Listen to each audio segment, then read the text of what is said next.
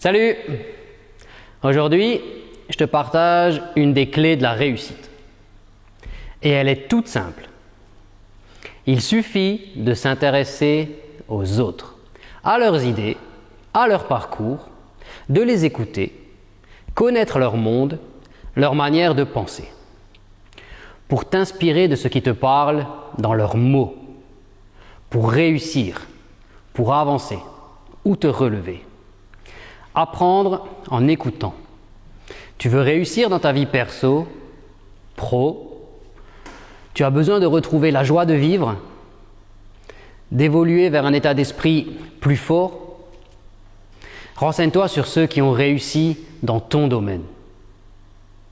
Ceux qui ont surmonté l'épreuve que tu es en train de traverser. Puis questionne, lis, écoute. Un parent, un oncle, un frère, un collègue, un enfant, ta voisine, un inconnu, on s'en fout.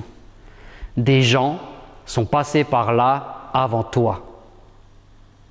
Gagne du temps, écoute-les et prends les clés pour avancer. Il suffit d'être curieux et tendre l'oreille, même parfois les deux. Les ressources sont illimitées. Aujourd'hui, tu as la chance de pouvoir accéder aux idées, à l'état d'esprit de toutes ces personnes qui ont réussi, mais que tu ne connais pas personnellement. Interviews, podcasts, livres, des gens ont galéré, testé, raté, persévéré et partagent leurs expériences, leurs doutes, leurs échecs, leurs réussites.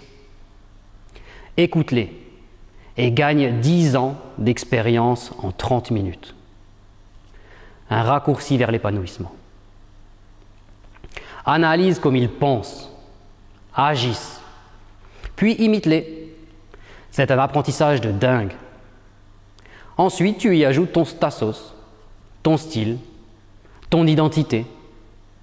Et c'est là que tu deviens la meilleure version de toi-même. Donc, à partir d'aujourd'hui, deviens un super détective. Parle moins et questionne. Écoute, crois-moi, une idée, un conseil, une pensée, une technique, un mot, une phrase entendue au bon moment peut te changer pour toujours et peut changer ta vie.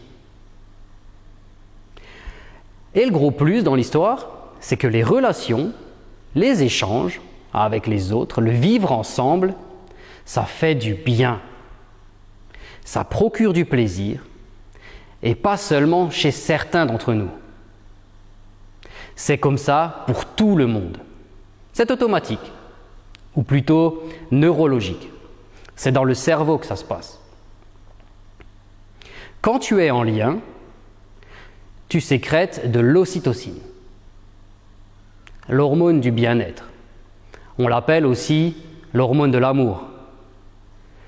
Tu ressens donc du plaisir et en plus, tu réduis le stress. C'est plutôt sympa, non? Pour finir, je te propose la citation suivante. Celui qui sait écouter deviendra celui qu'on écoute. À méditer.